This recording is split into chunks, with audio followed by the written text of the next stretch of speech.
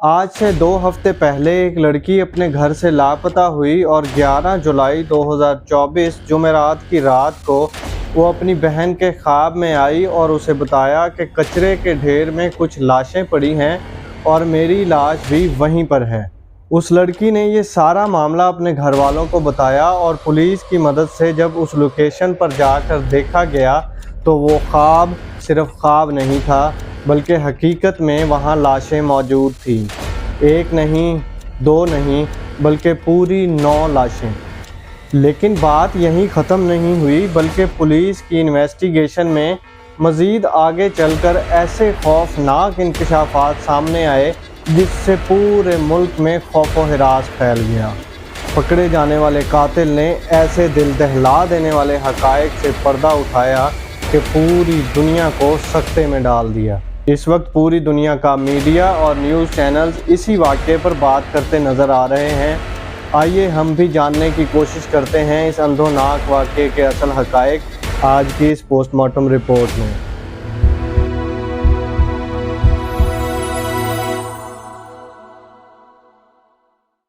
السلام علیکم، میں عمیر شہزاد اور آپ دیکھ رہے ہیں پوسٹ کا پوسٹ مارٹم۔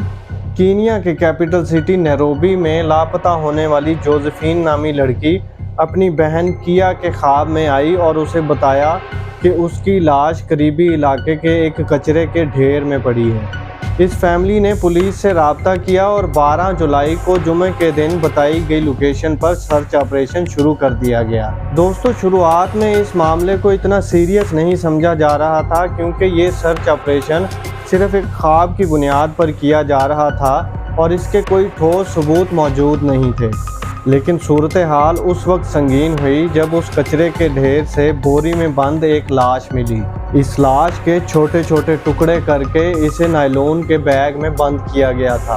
صرف یہی نہیں بلکہ اس کچرے کے ڈھیر میں اس نائلون بیگ سے ملتے جلتے اور کئی بیگز بکھرے ہوئے تھے۔ یہ بیگز ایک ایک کر کے کھولے جاتے رہے اور ان میں سے چھوٹے چھوٹے ٹکڑوں میں کٹی ہوئی لاشیں نکلتی رہیں۔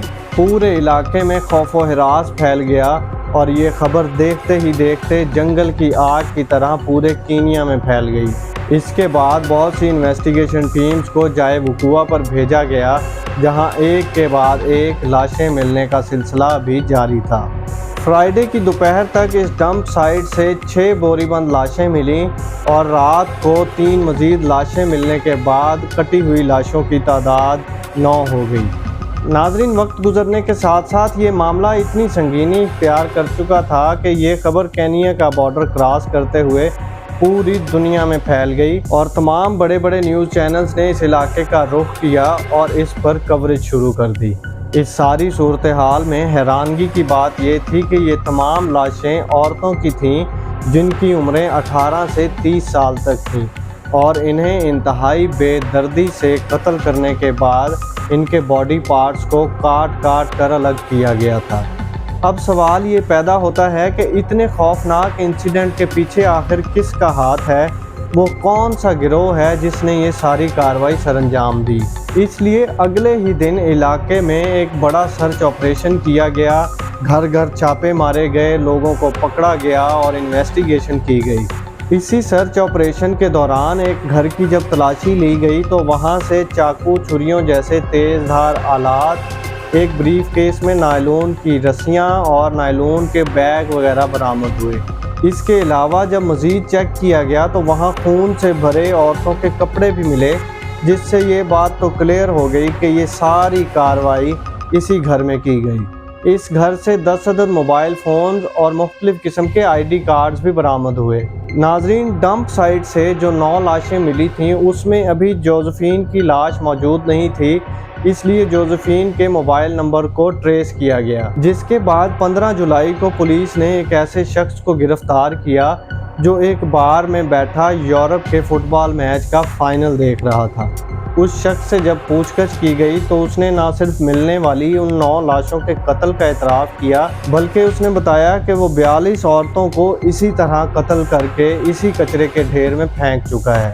ناظرین، اس سیریل کلر کا نام کولنز جومیسی خالوشا ہے جو 3 فروری 1991 کو یوگانڈا میں پیدا ہوا۔ जुमैसी खालूशा की फैमिली का कहना है कि 1995 में इसके बाप की मौत हो गई और उसके बाद एक दिन ये स्कूल से भाग गया और कभी घर वापस लौट कर ना आया। खालूशा की उम्र इस वक्त 33 साल है। DCI के हेड मोहम्मद अमीन ने बताया कि जुमैसी खालूशा 2022 से लेकर अब तक 42 औरतों को बेदर्दी से कत्ल कर चुका है, जिनमें सबसे पहले इसने अपनी ही बीवी को कत्ल किया और आखिरी कत्ल इसने 11 जुलाई 2024 को किया। कत्ल होने वाली इन तमाम औरतों की उम्र 18 से 30 साल तक थी। इस साइकोपैथिक किलर का कहना है कि ये इन औरतों की लाशों के बॉडी पार्ट्स को काट कर बोरी में बंद करके कचरे के ढेर पर फेंक देता था। दोस्तों, हैरानगी की बात यह है कि इन 2 सालों में 42 औरतों का कत्ल हुआ और वो भी पुलिस स्टेशन से सिर्फ 100 मीटर के फासले पर, लेकिन फिर भी पुलिस को खबर तक ना हुई। ये केन्या की पुलिस और गवर्नमेंट के लिए बहुत बड़ा सवालिया निशान है। लाशों के मिलने का सिलसिला अभी जारी है और बहुत सी फैमिलीज अपने प्यारों को इन लाशों में ढूंढने की कोशिश कर रहे हैं।